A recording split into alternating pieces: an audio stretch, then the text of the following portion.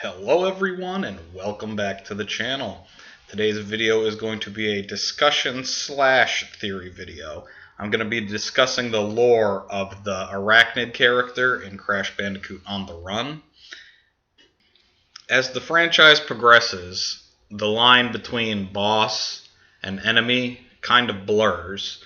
Originally, you'd go to a boss level and you would face off against a boss. But as the games progress, it gets a little muddled. It's hard to distinguish what an enemy is and what a boss is now. An example being, you have Dingodile from Crash Bandicoot Warped. He is a boss character. Now, introduced in Crash on the Run, we have Scorporella. Scorporella is now a full-fledged character, whereas when Scorporella was first introduced, it was a species of Titan. So now you have the Scorporella species, but you also have the Scorporella character. And now with Crash on the Run, you have gangs with the leader of the gang and their minions, but the minions themselves act as bosses, and some of the minions have minions of their own, so it gets really confusing. You can't really categorize things as simple as it used to be. So with all that being said, we're going to jump into the topic at hand, the Arachnid character from Crash on the Run. So this character originates in this game. There are other spiders in the past that didn't really seem to have sentience. They were just spiders that would drop down and you would spin them, or spiders crawling on the walls in some of the racing games. But this character is a cyborg that Cortex has upgraded. It has the canister on its back, which it can produce the giant web balls that vary in attributes. This is the Nitro spider, so he has the Nitro web balls. And then there's also the Frosty, the Inferno, and the Oxide spider. So this is the head honcho, the leader of the Arachnid spiders. Whether this is just a character or a enemy is up to debate. It's not really expanded on as if this will be a character or a boss character like Dingodile or Tiny Tiger. So this is the top of the hierarchy, and now we're going to move on to the layer underneath, the rank underneath rather, which would be the red spider. All of the spiders that come from the Arachnid all have the same drill on the top, a light next to the drill, and then 4 colored eyes. So the Arachnid is the top, and then directly beneath it would be this red spider. The reason that I'm putting the red as the most powerful under the Arachnid is because you cannot attack this with normal means. You cannot spin it, slide it, or body slam it without taking damage yourself. The only way to take this enemy out is with an explosive crate, a berry, or pressing a button that smashes it with a stone. So you cannot physically attack this without taking damage. So if you have an Aku Aku mask and you want to attack this, it will be destroyed, but you lose your mask. So the only way to take this out is through special means.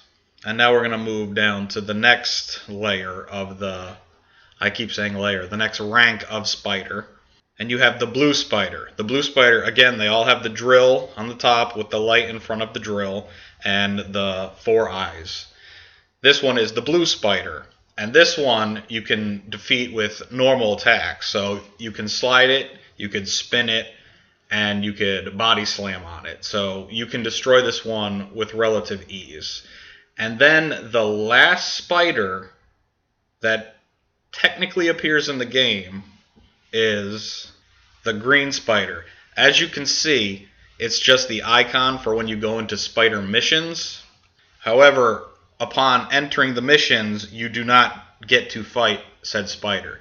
So I think, since it's smaller and chippier looking than the blue spider, I believe that this is the rank beneath the blue spider, the green spider.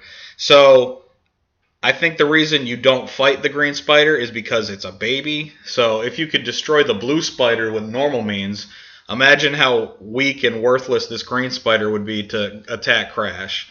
Again, you can see the green drill on top, the green light, And it's hard to make out, but it does have 4 eyes. You can see the 2 right there, and then the 2 on the side of the head. It does kind of look like a thick outline, but you can tell it has its 4 eyes there. So that's all of the ant spiders.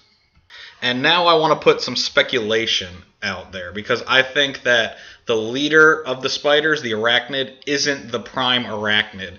And let me just jump into it and explain that. So this all stems from Coco's lab, and how we have the 4 different labs. We have the Nitro lab, the Frosty lab, the Inferno lab, and the Oxide lab. And as the labs progress, the weapons get stronger and require more materials. So if you think about the spiders as being the same rank as the labs, you would have the Nitro lab being represented by the green spider. So obviously, I just told you the colors represent the spiders, so we'll just run through them now. Weakest would be Nitro Spider. And then we have the blue spider for the Frosty lab, followed by the red spider, the Inferno lab. But this is where we run into a hiccup with my theory.